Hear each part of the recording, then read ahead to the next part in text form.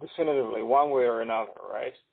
I'd say Mm-hmm. that, from my perspective, just like any relationship, very often a relationship on a particular location comes down to relationship between the crews that interact with each other, right?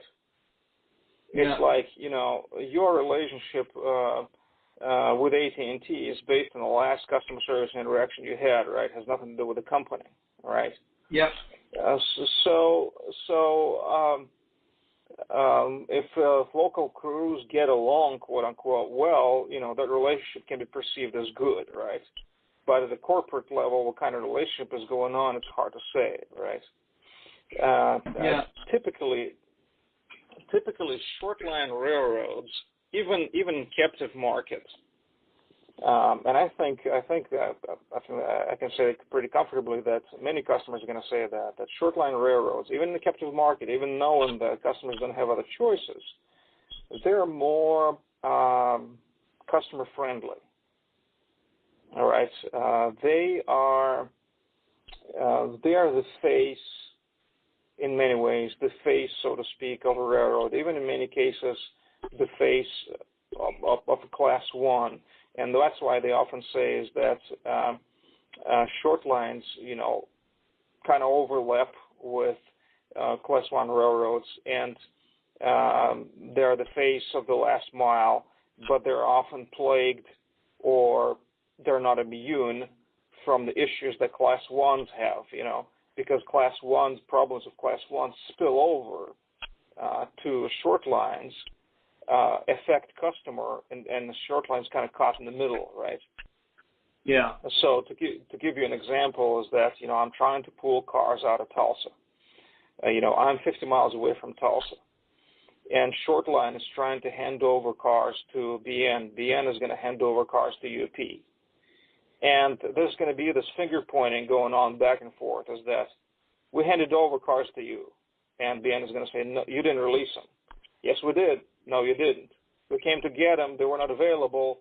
Yes, they were available sitting in that track. And this can go on for a week, right? So my cars from Iowa can arrive here in 5 to 7 days, and my cars from Tulsa, 50 miles away, can arrive in 5 to 10 days, right? So does it mean that the relationship between those companies good or bad? Not necessarily. It's about efficiency of the process and how well the process is managed in a particular site. All right. That's why I say I can't speak to, do some short lines have better relationship with Class 1s than others? Well, classic answer. It depends.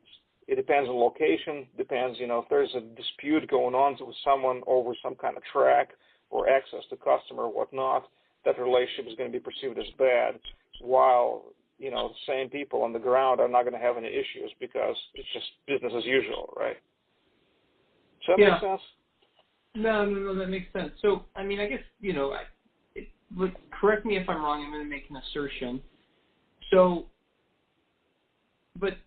short lines really do not, one, they don't compete against each other, and it's hard for short lines to actually differentiate themselves because this is a geographically decided input, if that makes sense.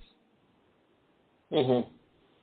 So the flip side of that assertion then is the likelihood that if you, for instance, at R.J. Corman, you're on the R.J. Corman line in Memphis, the likelihood that your company is actually going to move to another short line in the Memphis area, pick up and leave, is pretty low, or almost zero. Is that right?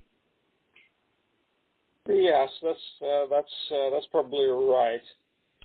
There may be some kind of long, very inconvenient and out of the way workaround, especially in the Memphis area, right?